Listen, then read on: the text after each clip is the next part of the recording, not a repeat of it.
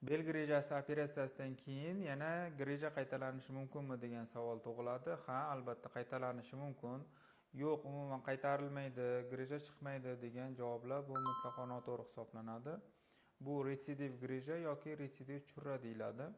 Qaytalanishiga bir necha omillar sabab bo'lishi mumkin. Bulardan birinchisi operatsiyadan keyin bemorlar tomonidan qilinadigan noto'g'ri xatti-harakatlar, ya'ni og'ir yuk ko'tarish bo'lishi mumkin, og'ir jismoniy mehnat bo'lishi mumkin, noto'g'ri o'tirish bo'lishi mumkin, noto'g'ri yuk ko'tarish bo'lishi mumkin. Keyingisi bel, ya'ni orqa mushaklarning kuchsizlashishi.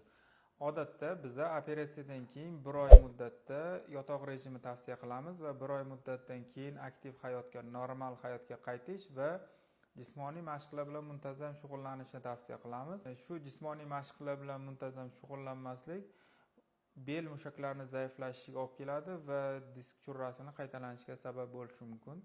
Keyingisi, demak, yoshga bog'liq bo'ladigan degenerativ distrofik o'zgarishlar. Yosh o'tgan sari umurtqalararo diskda, demak, qon aylanishini sekinlashishi, moddalar almashinuvi pasayishi hisobiga undagi suvsizlanish yuzaga keladi va disk churrasi paydo bo'lishiga sabab bo'ladi.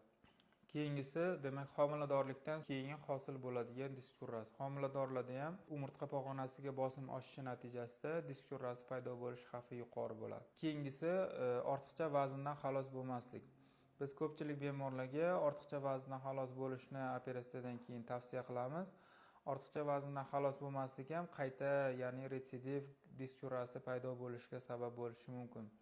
Operatsiyadan keyingi disk churrasini qaytalanishi bilan bog'liq bir necha tadqiqotlar o'tkazilgan.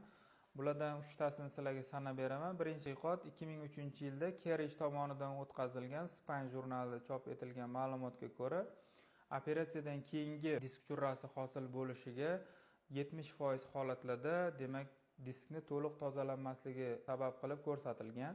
Ikkinchi tadqiqot 2016-yilda o'tkazilgan va Spine jurnalida keltirilgan tadqiqotga ko'ra, operatsiyadan keyingi 2000 ta bemorda o'tkazilgan va 13% bemorda bel grejasi qaytalanishi kuzatilgan. Uchinchi tadqiqot 2013-yilda Kim tomonidan o'tkazilgan, ya'ni Spine of Neurosurgery jurnalida chop etilgan.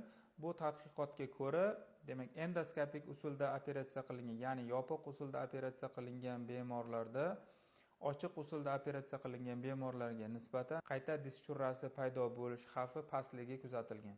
Bel grejasi haqida to'liqroq ma'lumotga ega bo'lishni xohlasangiz, obuna bo'lishni unutmang.